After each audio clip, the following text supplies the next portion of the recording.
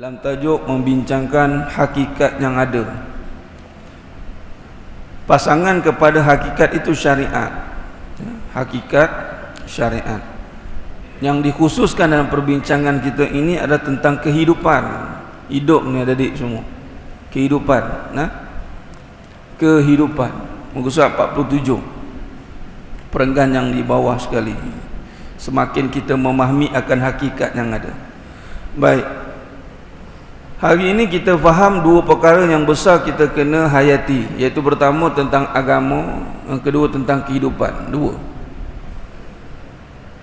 Allah berfirman dalam surah Al-Fat ayat 28, "Huwallazi arsala rasulahu bil huda wa dinil haqq liyuzhirahu 'ala ad-dini kullih wa kafa billahi syahida." Allah SWT mengutuskan Nabi SAW untuk menjelaskan, membawa kita pada satu hidayah dan petunjuk tentang dinil haqq. Ulama mensyarahkan din dalam konteks dua keadaan. Yang pertama, din yang dinamakan inna dina indallahil Islam. Segala berkaitan dengan Islam, agama. Segala perkara yang tertegaknya Islam itu. Bunyan Islam ala khamsin. Tertegaknya Islam dengan 5 perkara contoh. Dengan akidahnya, dengan akhlaknya, dengan syariatnya. Yang menyebabkan Islam itu tertegak. Inna dina indallahil Islam. Dan agama ni, bila dengar agama, kita sebagai orang yang mengucap dua kalimah syahadah ni kena beriktikad tak ada agama lain. Inna dina indallahil Islam. Hanya saja agama tu hanya Islam. Dan bila kata sentuh bab agama ni, kena faham satu perkara lagi. Kita bukan nak menjaga gelaran. Agama bukan terletak pada gelaran. Gelaran ustaz, tuan guru atau sebagainya. Agama ni tetap pada orang yang mengucap dua kalimah syahadah tu. Yang kita nak jaga tu bukan gelaran, kita nak jaga tu agama, nama agama. Agama, nak jaga nama Islam. Jadi selagi mana mengucap dua kalimah syahadah, wajib semua orang jaga nama agama. Jadi kalau seorang asatizah itu tidak menjaga nama agama, maka dia tidak bertanggungjawab dengan agama walaupun dia ada gelaran. Tapi masyarakat hari ini duk faham agama pada gelaran. Yang mana tak ada gelaran, dia tak ada tanggungjawab nak jaga agama. Kalau orang agama buat salah, habis. Habis, dia bagi cukup-cukup. Tapi orang biasa yang buat salah hari-hari, tak tengok lagi banyak. Contoh, jadi nak mudah faham, agama ni selagi mengucap dua kalimah syahadah, tengok kat IC agama Islam. Selagi itulah wajib menjaga agama. Walaupun tak pakai apa-apa, suban tak pakai apa, tak pakai tutup aurat, dia pakai t-shirt biasa. Selagi mana kita bergelar seorang yang Muslim, malah kita kena menjaganya sehingga mencapai martabat muttaqin, orang bertakwa. Jaga agama dengan seluruh perintahnya lah, solat awal waktunya, dengan segala tuntutannya, hukum hakamnya, semua jaga. Tapi kalau dia tak jaga, maknanya bukanlah para asatizahnya memburuk agama. Mana kalau dia jaga, dia tak jaga, mana dia tidak bertanggungjawab.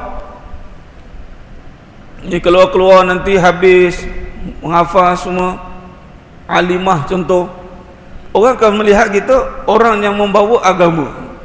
Sebab apa? Memang itu pendidikan agama. Nama pun sekolah agama. Dulu tak ada nama sekolah agama. Sekarang sistem pendidikan. Tapi baguslah supaya kita nak memahami perkara tu. Dulu tak, mana ada panggil sekolah agama. Semua agama, mengucap dia agama. Macam tu dakwah Nabi SAW. Asal mengucap kalimah thayyibah la ilaha illallah Muhammad Rasulullah, antara wajib. Memang Nabi SAW pun kata, setiap kita ni pemimpin, akan ditanya apa yang kita pimpin. Yang pertama sekali, agama yang kita pimpin. Orang tengok kita ni, orang belajar tak agama daripada kita. Orang tengok kita ni, orang belajar tak agama daripada kita. Kalau orang tak belajar agama daripada kita, something wrong somewhere, kata orang Jawa. Tengok, tak kisahlah dia macam mana pun, panggilan apa, tapi tengok orang tak belajar sesuatu, maka dia bukan bawa agama. Dan agama ni ditekankan juga dalam yang kedua ulama syarahkan, iaitu akhlak. Yang ni yang payah ni. Mungkin pembelajaran pendidikan agama ni mungkin kita boleh hafal, pendidikan agama. Semua sama dengan kalimah thayyibah kita boleh hafal. Malah jawapan marabuka kita pun kita boleh hafal. Wa man nabiyuka kita boleh hafal, soalan bocor. Tapi ada pecahan yang kedua yang kita tidak boleh hafal. Itu dipanggil ad-din, yang dimaksudkan tentang kehidupan. Kehidupan ni tak boleh hafal. Contoh, ni daripada mana tiba-tiba pagi ni ramai terkejut. Ini daripada mana ni? Contoh, pada mana? Section 9, bagus. Hufaz kata 30 juzuk. Ni semua 30 juzuk. Saya ni kalau depan ada pelajar-pelajar ni dia jadi mood lain, semangat dia lain macam sikit. Sebab saya melihat pemimpin-pemimpin masa depan. Nampak tak? Bila kata 30 juzuk, ngapa? Nak tanya, tang mana yang hafal tu? Hurufnya ataupun khuluqul Qurannya? Menjaga Al-Quran tu, hafiz, orang yang menjaga ni kan menjaga huruf, menjaga semua hukum hakamnya. Jangan main-main. Sebab tu kata mak ayah sekarang ni kena faham. Ngantar anak 30 juzuk bukan suruh, Ustaz, anak saya berapa 30 juzuk bila 3 tahun fast track, bam hafal habis. Lepas tu orang katanya balik, macam ni ke budak api Quran? Nampak fitnah. Nampak. Ni kita tak nak. Kalau awal waktu tu nak kena bersuruh-suruh tu. Kalau awal waktu tak boleh nak jaga, jangan cerita jaga 30 juzuk. Pening lah kena aku bagi ni tu. Tak, contoh bukan sini, tempat lain, kat Zimbabwe. Nak bagi tahu semua orang boleh. Malah iblis makam ilmunya lebih dahsyat.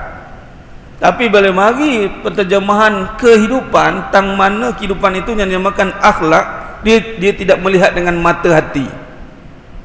Sedangkan bila kata kehidupan agama ni bermula dengan mata hati. Tasdiqu bil qalbi, membenarkan dengan hati. Hati, bukan akal.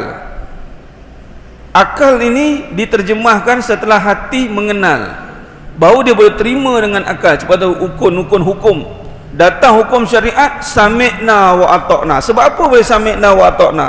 Sebab hatinya menerima. Walaupun hukum tu dia tak faham. Hari ni duk bahas hukum yang dah siap dibahasnya. Sebab hati dia bimbang, kehidupan dia tak sempurna sebab tak memahami hakikat kehidupan ini, menyebabkan makin keliru. Nampak? Sebagai contoh 3 kali ulang contoh tu. Hukum munakahat dalam pecahan furuknya ta'addud, kahwin lagi, poligami. Dan tengah-tengah hukumnya tu mubah harus, yang disyarahkan lagi, tak boleh gini, keluar pula ada setengah tu minta petition lagi. Dan hukumnya dulu tak bergaduh bab ni. Dulu para sahabat tak bergaduh pun dalam bab ta'addud ni. Malah datang ketika puak Ansar, Muhajirin, puak Ansar ada isteri lebih, boleh ceraikan kahwin lagi, okey je, sebab ada dalam hukum. Selagi mana ada dalam hukum, selagi tu para sahabat semua terima. Kita dah hukum ni sebenarnya tak relevan lagi, jadi kita kena syarahkan balik. Sebenarnya mula dia kona kiri, kona kanan, kona atas, kona bawah. Yang jadi masalahnya tukang buat tu, pelaku. Contoh, kalau kata Al-Quran ni perkara yang tidak boleh dipersoalkan lagi. Zalikal kitabul la raiba fi hudal lil muttaqin, yang tak ada keraguan. Tapi bila kata pelakunya tidak amanah dalam membawa kehidupan sebagai orang yang ada hafaz, aku contoh, maka orang petikaikan. Dah apa Quran ni sebenarnya mula orang petikai. Sebab apa? Tidak memahami agama pada sudut kehidupan yang menyeluruh, kafah menyeluruh. Agama itu dijuzuk-juzukkan, dijabatan-jabatankan, dibuku-bukukan, difirqah-firqahkan, tetapi tidak disumulkan. menyebabkan agama itu menjadi dagang di akhir zaman. Ni duduk dalam masjid agama, keluar sat lagi bincang bab lain lah ustaz. Kita ni agama ni bertempat juga, jangan semua benda nak di agama kan, kata. Apa payah gitu tuan. Sedangkan bila kata kehidupan yang beragama mesti kena kaitkan dengan agama. Mana-mana yang tak ikut agama, tinggalkan kehidupan itu. Ni ada yang main basikal lajak. Mana tahu ni bukan boleh percaya kat muka-muka ni. Main basikal lajak. Ada tak dalam agama suruh?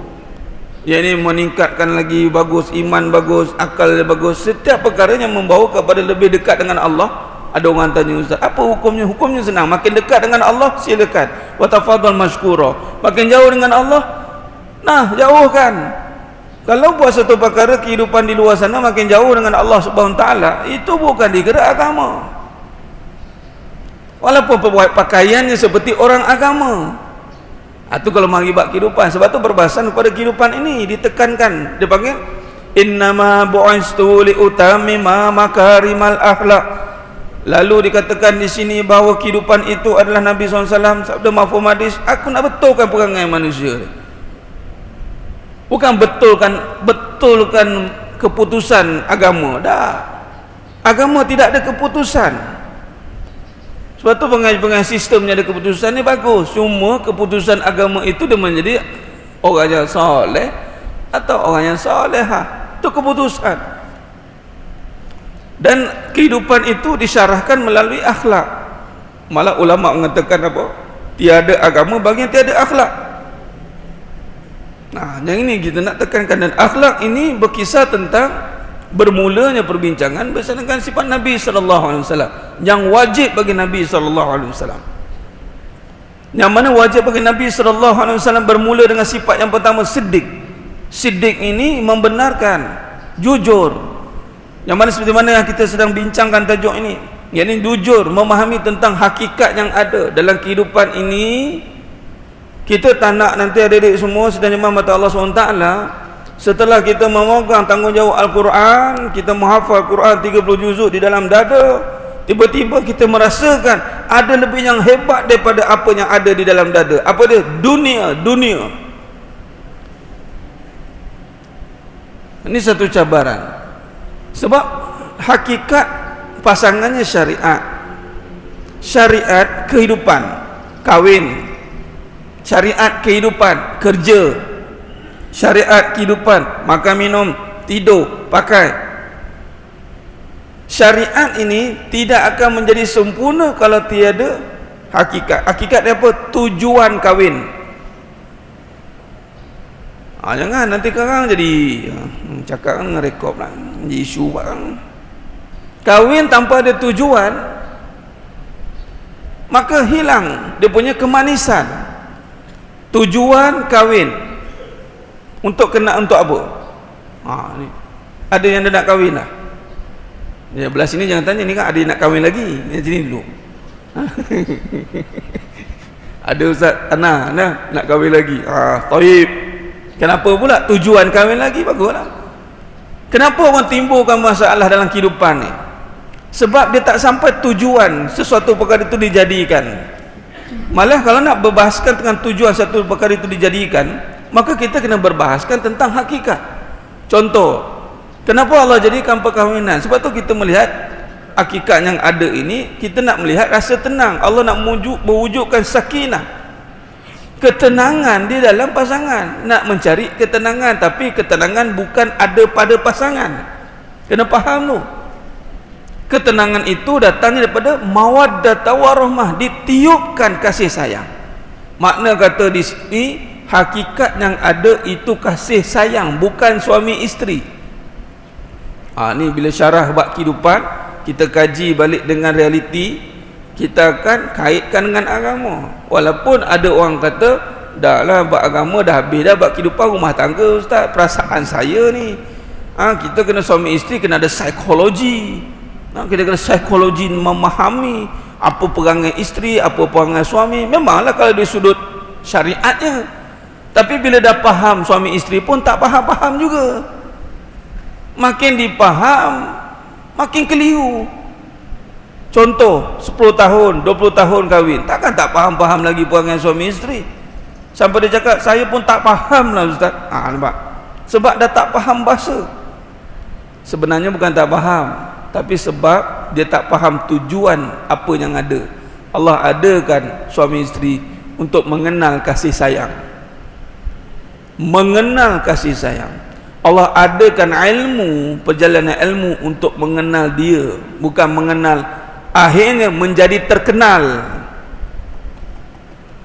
Allah datangkan jalan tarik ilmu ni untuk mengenal dia, bukan untuk jadi terkenal, bukan untuk dikenali, bukan untuk diri, tapi untuk mengenal dia.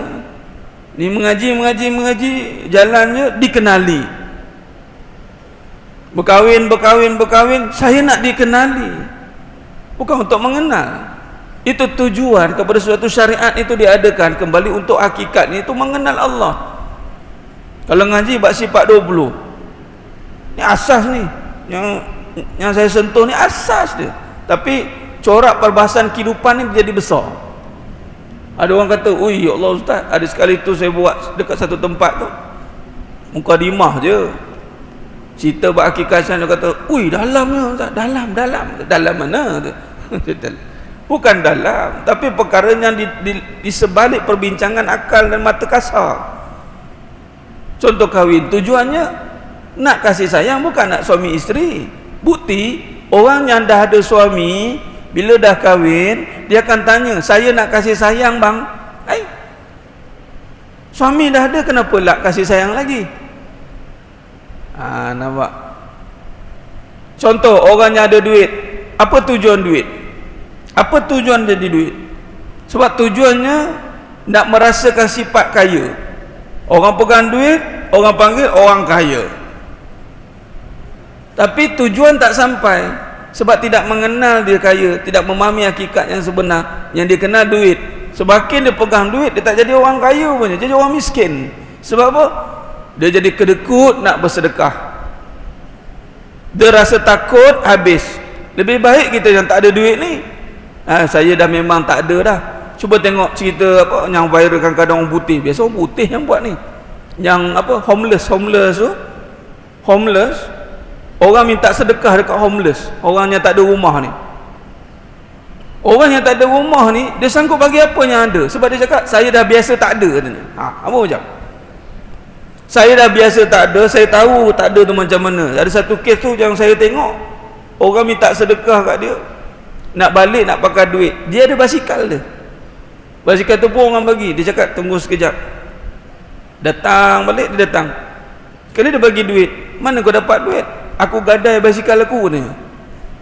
Untung kau tak apa, aku dah biasa jalan kaki. Nampak tak? Lagi bagus tak ada. Senang memberi sebab tak ada. Hakikat kita tak ada ustaz, memang saya dulu asal tak ada, hanya orang mengenal. Dia dapat harta untuk mengenal dia, sebab bila ada harta, Allah kata wa mimma razaqnahum yunfikun. Mengenal Allah dengan memberi, mengenal, oh Allah, sifat Allah lagi kuat memberi, aku ada sikit pun dah rasa macam nak habis patutnya. Tapi tidak begitu. Terfitnah kita dengan syariat yang ada, mesti mengumpul pula. Tujuannya dah terbalik. Tujuan Allah adakan dunia untuk mengingat dia, tapi akhirnya dunia dia jadikan untuk melupakan dia. Terbalik. Sebab apa? Tidak memahami akan hakikat yang ada. Jadi kaedahnya tuan-tuan, sedangnya Muhammad Allah SWT, dalam nak memahami ni, dia ada satu dipanggil apa? Kata kunci dia. Kata kunci dia. Ini telah disampaikan kepada Nabi SAW. Kata kunci untuk menyingkapi akan apa yang ada ini. Kalau kita tak bahaskan benda ni, perbahasan ni hanya dalam buku. Habis mengaji, tutup buku. Lepas tu macam mana nak melihat ini dengan iman? Lihat semua alam ni dengan iman. Lupa, bukannya ngapal pun. Kalau syarah sifat 20 balik, bukan ngapal pun. Yang mengajar, yang apa, sebab hari-hari sebut. Hari-hari. Yang mendengar ni ikutlah. Kena silap hari bulan, ingatlah. Kalau tak ingat hari bulan, melalu macam air mengalir, zu, Tak ingat pun. Tak ingat, tak lekat kat sini. Tapi kalau ada word-word yang mana masyayikh mengajar, dia melekat kat hati. Apa dia? Faham. Dia bukan ingat word by word, dia faham. Okey, bila faham, bila melihat, macam mana nak faham bahawa segala-gala ini hak Allah Ta'ala, Allah punya? Macam mana nak faham? Takkan nak buka masih tercari-cari, payahlah. Jadi caranya adalah kembali kepada nas. Allah kata dalam surah Al-Alaq ayat 1, bacalah, Iqra' tu. Ini kata kunci. Bacalah dengan nama Tuhanmu pada segala kejadian. Bacalah dengan asma Allah. Ini kaedah dia tuan-tuan. Ini kata kunci pembuka bicara. Contoh, melihat duit. Jika bagi contoh berubah, ada duit lah. Ini tak ada dalam kelas ni, main. Ini pengajian hikmah. Bila bagi kehidupan ni semua hikmah. Tunjuk duit, alhamdulillah ada. Ini duit. Nak tak nak bagi, mau nak bagi tadi. Ni duit. Bila tadi mengaji akidah tak? Kata segalanya Allah Zat, Allah yang beri segalanya. Bila mari duit, ni duit saya. Tak beza, nampak tak? Tak link. Caranya adalah ketika melihat, bacalah dengan nama Tuhanmu pada kejadian. Ni makhluk ni. Ni kertas. Hakikat yang ada dia bukan ni. Tetapi rezeki. Ini kertas boleh dikoyak. Tapi kenapa saya nak koyak? Sebab ada nilai rezeki. Rezeki ni nama duit ke? Nama duit ke? Tak, rezeki nama siapa? Allah. Sebab tu 50 ke? 5 ringgit ke? 1 ringgit ke? Nama duit yang ni 1 ringgit, 5 ringgit, 50 ringgit. Kalau rezeki ada beza tak? Ada beza tak? Kenapa dapat RM1? RM1? Kedekup apa? Dapat RM50? RM50. Tapi kalau lihat rezeki RM1, alhamdulillah ya Allah. Rezeki engkau ya Allah. Tengok, ada dua mata melihat ni. Bab ni dia tuan-tuan, bab ni kita duk ingat duit yang ada. Dalam 3 ni kita nak simpan yang mana? Ni lah simpan. 2 ni, ini pun simpan juga ni. Ni lah yang akan bertebaran di tabung-tabung yang ada. Kalau imam kita ngira duit tu, inilah yang paling tebal gitu. Alah, hai RM1, bila aku nak tebal yang ini? Sebab orang melihat syariat, orang melihat nilai yang banyak. Dia ingat 50 ni mencukupkan dia kan mak? Dia ingat 50 ni yang mencukupkan dia. Akhirnya orang kejar nilai ni, orang kejar angka. Bukan kejar rezeki. Kalau orang kejar rezeki, dia kejar barakah. 50 tapi Allah murka, baik tak payah, baik RM1 yang Allah ridha. Dipahamkan banyak kali, tak faham bahasa tu. Tak kisahlah, salam kaut ni RM1 entah bagi tukang ceramah ni. Tukang ceramah pun gagal juga. Ana nak bayar entah tu, ana bayar tu bukan bakat. Mula syarah. Walaupun syariatnya betul lah tu, kita kan tak marahnya. Katanya dah ada dia punya khidmat, dia bayarlah, betul lah tu.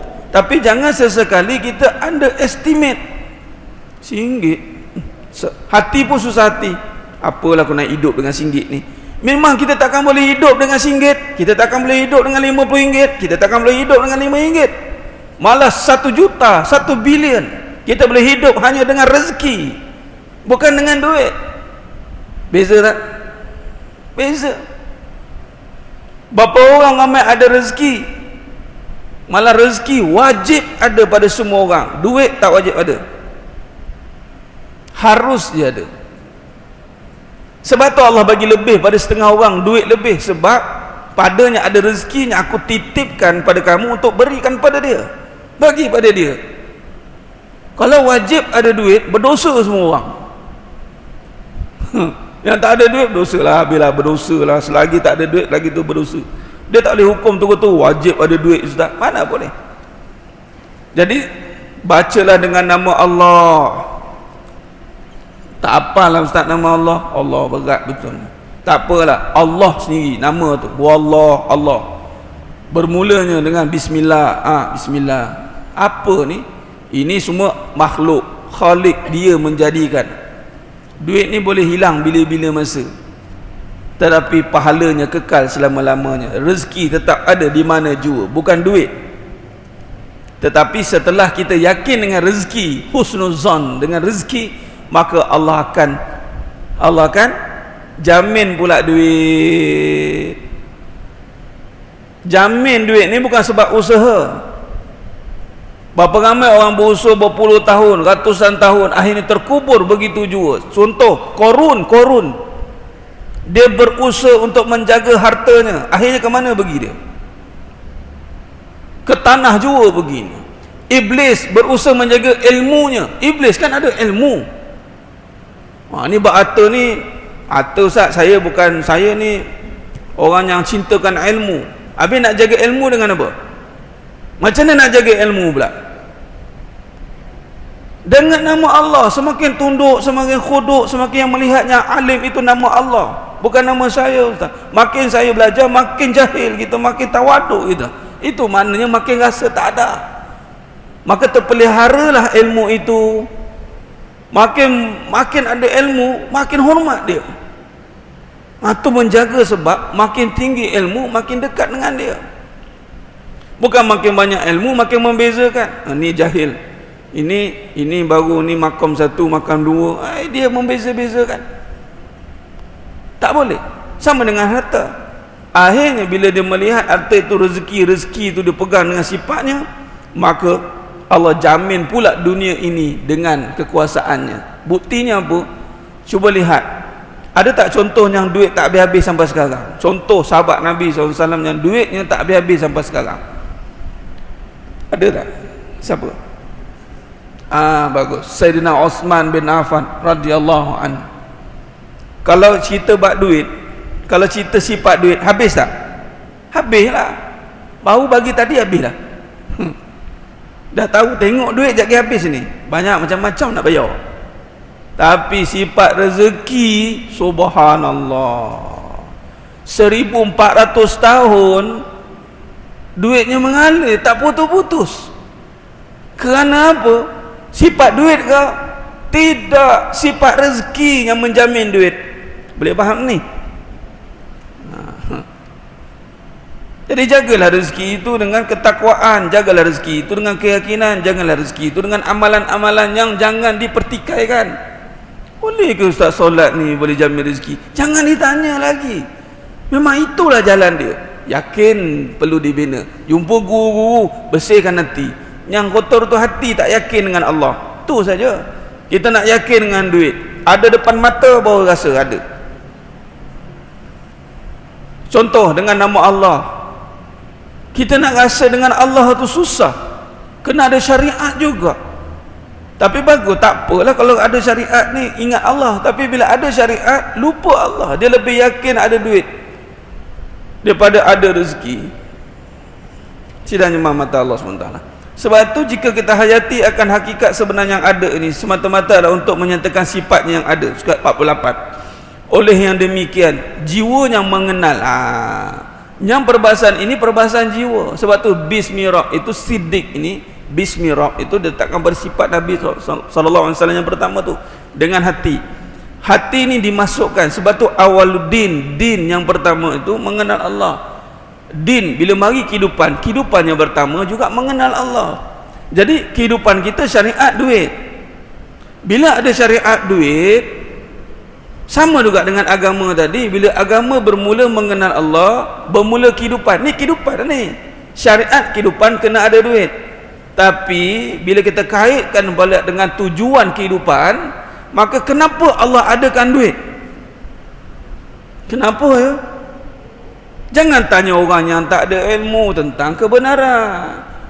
Nanti kalau salah tanya, dia akan jawab sebab nak hidup lah, tak ada duit tak boleh hidup. Allah, jawapan sesat barat. Kenapa Allah adakan duit? Sama juga jawapan dia, nak mengenal Allah saya. Dengan ada duit pun boleh kenal Allah. Buta hati kamu ni, wambui. Mana mungkin tak boleh mengenal Allah dengan duit? Kan ada sifat rezeki di situ. Dah kita menjaga, ya Allah murahkanlah rezeki, ya Allah berkatilah rezekiku, ya Allah. Mulut sebut rezeki, tapi sebenarnya nak apa? Nak apa? Duit lah, bagus, jujur kan. Tapi takkan nak sebut, ya Allah bagilah aku duit, ya Allah. Lagi jadi imam kan nanti, ya Allah bagilah aku duit, ya Allah. Makmum belakang, woi mata duitan imammu. Nak pula duit kita hutang ada, ya Allah bagilah 100,000, ya Allah. Makmum ana ada 200,000 hutang je. Sudah kumpul-kumpul lah sekali, imam kena pusing belakang. Okey, berapa nak? 200. Hantar 200. Ambil order dah, lamsam kan. Ya Allah, rizqan minta rizqan, minta warzuqni minta wa barakata fi rizq, minta barakah pada rezeki. Dan rezeki itu Allah syariatkan nanti. Allah syariatkan rezeki itu nanti. Syariatnya apa? Semua kurniaan, isteri, anak, hidup, duit. Ini syariat rezeki. Tapi kalau hakikatnya itu rezeki itu sendiri sifat Allah. Jadi jangan bergantung pada benda, bergantung pada dari mana asal usulnya rezeki itu. Bukan asal usul bila ada duit ada rezeki. Rezeki ada sebelum ada duit. Ketika Allah turunkan rezeki itu, maka Allah dah jamin rezeki itu, maka adalah duit itu. Maka kerjalah macam biasa, yakinlah dengan rezeki, sebabnya hakikatnya ada tu sifat dia. Allah jamin. Tak boleh A buat B, tak boleh B buat C, tak boleh C buat D. Jangan berhenti berusaha, kerana yang ada hanya dia, bukan manusia. Jangan lemah semangat dengan manusia kata minta maaf saya tak boleh bagi. Jangan putus asa dengan manusia tak boleh bagi, sebab manusia sifat memang tak boleh memberi. Ketika dia boleh bagi, syukur alhamdulillah. Ketika itu Allah menyatakan sifatnya yang maha memberi pada sipulan. Kalau tidak ada pada sipulan itu memberi, jangan susah hati, sebab sifat memberi bukan pada sipulan. Nah, itu kaedahnya. Akhirnya kita senyum. Sebab apa? Dalam perjalanan semalam, kita nak menghayati ni, kita ni patut seronok sebab kita masih ada peluang untuk meminta pada Allah. Kita ni perkara yang paling seronok sepatutnya, kita masih ada peluang meminta dengan Allah. Kalau sekali Allah tutup minta dengan Allah, tutuplah segala-galanya. Tapi sebab kita nak meminta tu, kita nak on the spot, instant. Sebab kuat makan Maggi instant, mi segera tu semua nak segera. Sedangkan meminta tu nikmat dah. Ada tempat meminta. Kenikmatan paling hebat bagi orang beriman tu adalah tempat meminta. Ada tempat minta. Orang yang tak beriman, dia tak ada tempat meminta. Dia terminta-minta, dia tercari-cari. Dia usaha pergi tu, pergi ini, dia tercari-cari sebab hidup dia tak stabil. Orang beriman, dia ada tempat meminta. Dia boleh doa tu, dia seronok dah. Oh Allah, boleh doa, ya Allah. Itu dia panggil rahmat. Kata Imam Ibn Atta'illah Askandari rahmatullah, antara tanda terbuka pintu rahmat itu apabila Allah ringankan mulut dia untuk berdoa. Nak doa. Sebab rezeki itu datang ya dengan doa, meminta. Bukan dengan berusaha semata-mata. Rezeki takkan datang dengan berusaha semata-mata. Malah saja boleh katakan bukan dengan usaha. Kucing tidak berusaha. Kucing berusaha tidak? Yang tak apa fikir. Kucing tak berusaha, sebab tu orang tak panggil yang berusaha encik kucing, tak ada. Orang bahasa yang berusaha manusia tak? Usaha ni manusia. Makhluk lain selain pada manusia dan jin, dua. Selain tu binatang sebagai contoh khususnya, binatang tak usaha. Sebab apa binatang tak usaha? Sebab dia tak ada akal. Manusia sebab apa kena berusaha? Sebab dia ada akal. Tu saja. Malah rezeki datang sebab usaha ke? Tidak. Rezeki datang sebab Allah bagi. Habis kenapa kena usaha? Sebab saya manusia, Ustaz. Bezakan dengan lembu. Lembu mana ada usaha? Ada lembu cari makan? Oi, kalau lembu cari makan, dia nak makan burger, kan? Burger, nasi lemak, roti canai sekejap lagi nak bahas roti canai, 7 suku dah. Lembu rumput je lah. Adanya mogok makan rumput hari-hari? Tak ada. Kalau kucing berusaha, kucing restoran penuh dia je. Dia makan seekor ikan kembung, kan? Kalau binatang berusaha, harimau takkan duduk di hutan. Dia akan duduk mana? Kat batu tiga ni. Dia tunggu kat luar depan pintu tu. Dia steady. Seorang-seorang dia makan ni. Leceh semua manusia. Apa payah nak pergi kat hutan tu apa? Itu maknanya ditakdirkan. Allah dah takdirkan harimau hutan, lembu sini di bawah penguasaan total. Tapi manusia Allah takdirkan usaha. Pergilah, bertebaranlah, fantashiru fil ard. Bertebaranlah kamu ke bumi ni. Sebabnya ada hanya rezeki aku. Pergi. Maka kita pun bertebaran, berusaha, pergi sana, pergi sini. Sebab aku kena ada ilmu. Sebab kau tidak, nanti kita ingat yang ada usaha tu. Bahaya. Sebab yang ada itu menyatakan sifat dia. Oleh demikian, jiwa yang mengenal akan hakikat ini akan menjadikan hidup ini adalah semata-mata untuk menyembah dia yang Maha Esa. Baru betul kata illa ya'budunu. Nak sembah Allah semata-mata tu sebab nak sembah rezeki tu. Bukan sembah duit, sembah rezeki. Rezeki tu sembah dia. Sebab tu kita tengah sujud. Sebab apa ni? Allah, kalau Allah tak bagi rezeki, mati aku, katanya. Baru betul. Bukan sembah duit. Kalau sembah duit, dia akan ikut jam. Duit kerjanya ikut jam. Sebab tu orang sanggup lambatkan solat sebab dia sembah duit lah. Minta maaf cakap, sanggup lambatkan tanpa ada sebab. Kalau ada musyakkah tu lain lah. Ni yang saja dia buat lambat. Sebab apa? Dia nak tinggalkan sayang, takut kurang duit. Sebab dia sembah duit. Kalau sembah rezeki, solat Allah, walaupun dia terpaksa, tak apalah, syap, tinggalkan, pergi jumpa rezeki. Sebab yang hakikat yang ada tu Allah, menyembah dia, menyembah Maha memberi rezeki, bukan menyembah orang yang sehingga menghilangkan ketaatan kita pada Allah. Sebab tu ada orang tanya, Ustaz, nak kerja ni, ni dalam memilih. Bila bulan lepas dia dah pencen, tapi ada tawaran kerja katanya. Macam mana ni Ustaz? Saya kalau kerja balik ni 5 waktu ni, 2 waktu saya akan hilang. Saya dah tak ada jemaah. Dia dah rasa seronok berjemaah tu. Tapi saya ada keperluan Ustaz. Saya keperluan ni, saya perlu ada ni. Kayak gini. Yang penting pertama kita faham, walaupun hilang waktu itu, tapi kena yakin, kena sedar bahawa rezeki itu daripada Allah. Ada orang sanggup hilang 5 waktu tuan-tuan kerana kerja. Ni bila dia dah sedar, dia dah mengaji, duduk mengaji, mula dia ambil pertimbangan. Malah dia memilih kerja ini kalau yang boleh pilih, kerja yang tidak mengganggu waktu solat dia. Ini kalau ada pilihan, itu yang paling bagus. Kalau yang tak boleh tu nak macam mana? Tapi cerita ni, ada seorang sahabat ni, dia datang jumpa, malah dia boleh, tak boleh, saya kena jaga 5 ni sebab ini punca rezeki saya. Dia dah faham. 2 Zuhur Asar saya tak dapat jemaah, tapi saya kena sedar, saya kena ganti.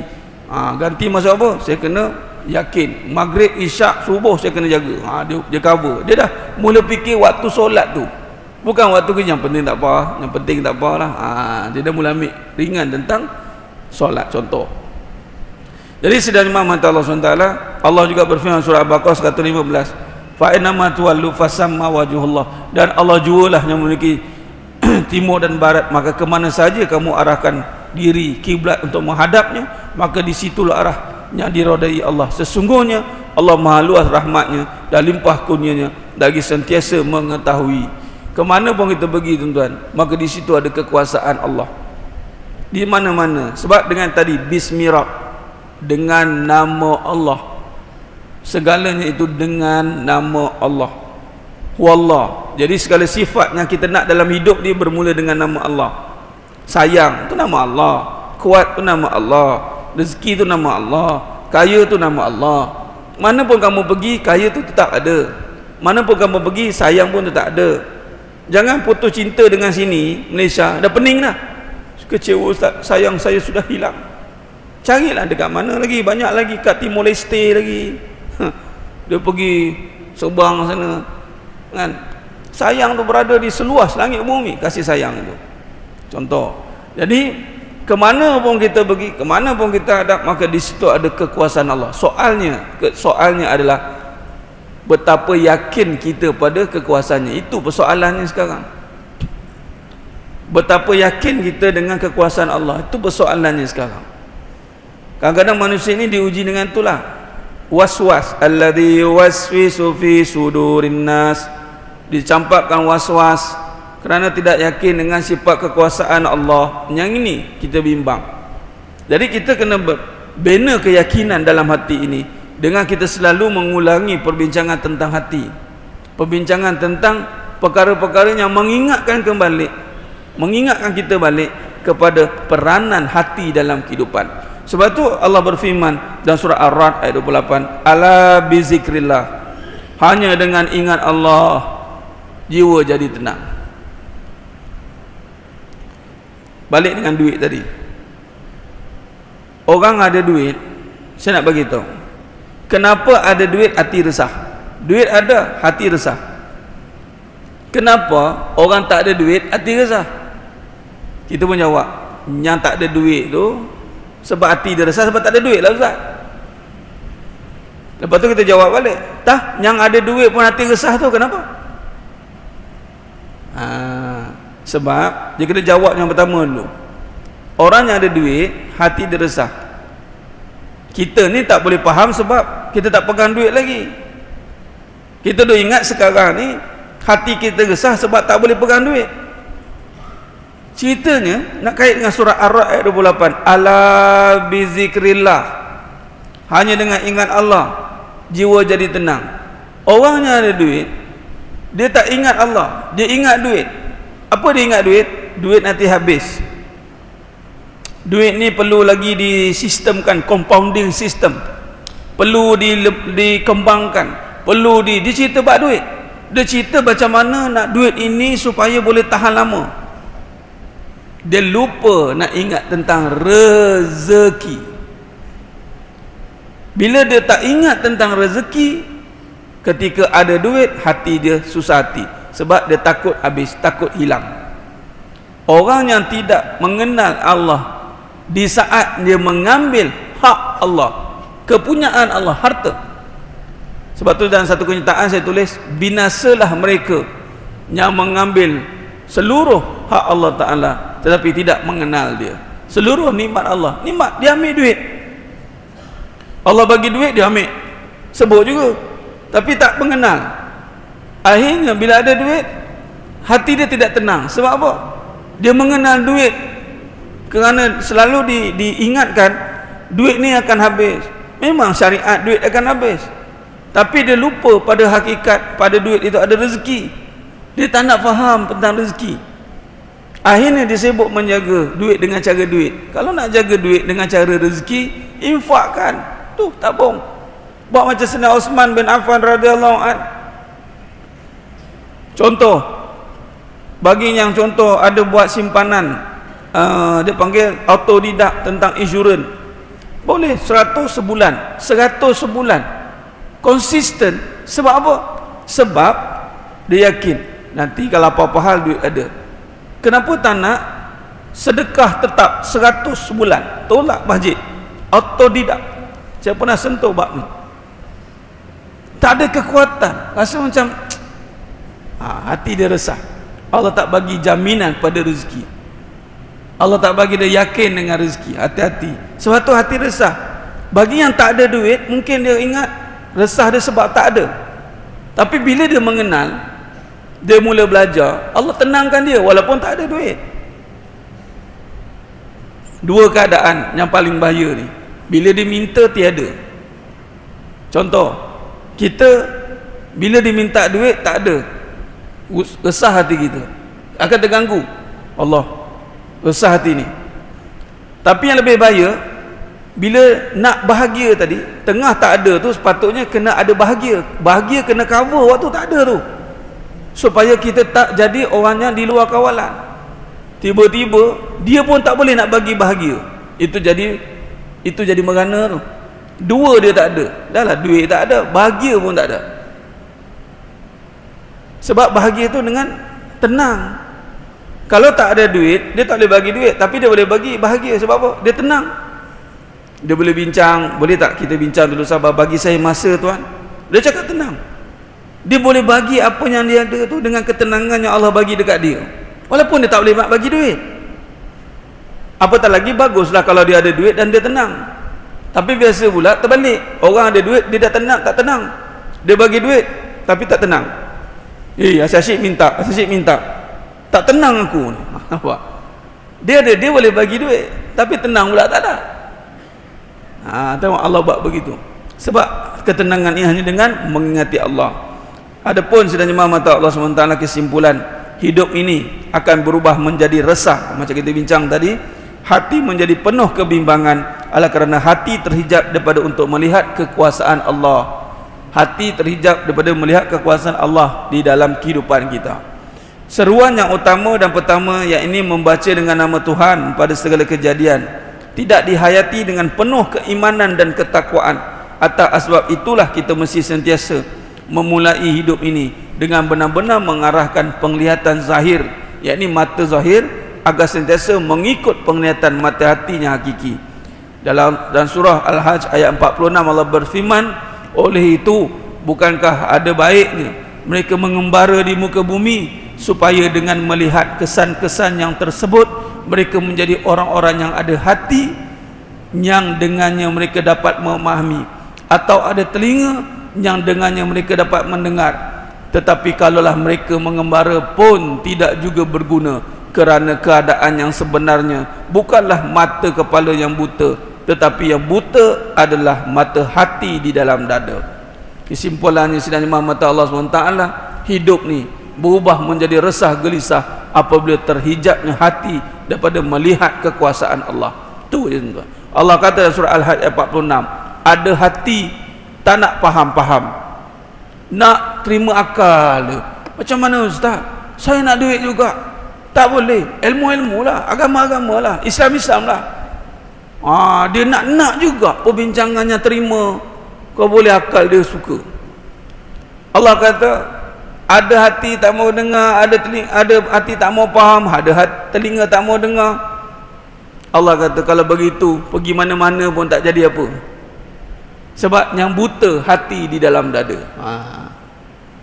Jadi kehidupan ni sebenarnya mata Allah SWT, bila kait dengan agama, bermaksud kehidupan ini dilandaskan dengan mata hati.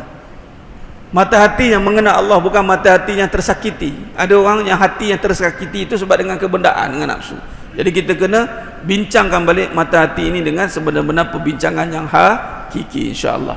Jadi begitulah kesimpulan kita pada pagi yang berbarakah ni, dalam tarif hakikat yang ada, memahami dalam tajuk ini, maka kita kena menggunakan kaedah membaca dengan nama Allah. Ingat segala-galanya itu dikuasai dengan nama Allah. Lalu dari segi amalannya jangan sesekali nak latih ni, jangan sesekali sebut tak ada rezeki. Ni paling ringkas saya selalu sebut. Berapa ramai orang hari ini mudahnya mengaji pun sama, terpelik out juga. Walaupun dia tidak memberi kepada kesan yang besar pada i'tiqad, tapi dia mengganggu i'tiqad. Dia kata tak ada rezeki. Ni duit tak ada ke rezeki tak ada? Sekarang ada duit, bila tak ada ni, duit tak ada ke rezeki tak ada? Duit lah yang tak ada. Ni kita bila tak ada duit, tak ada rezeki ustaz. Tak ada rezeki ni, sebut tak ada rezeki apa? Tak ada duit, sebutlah tak ada duit.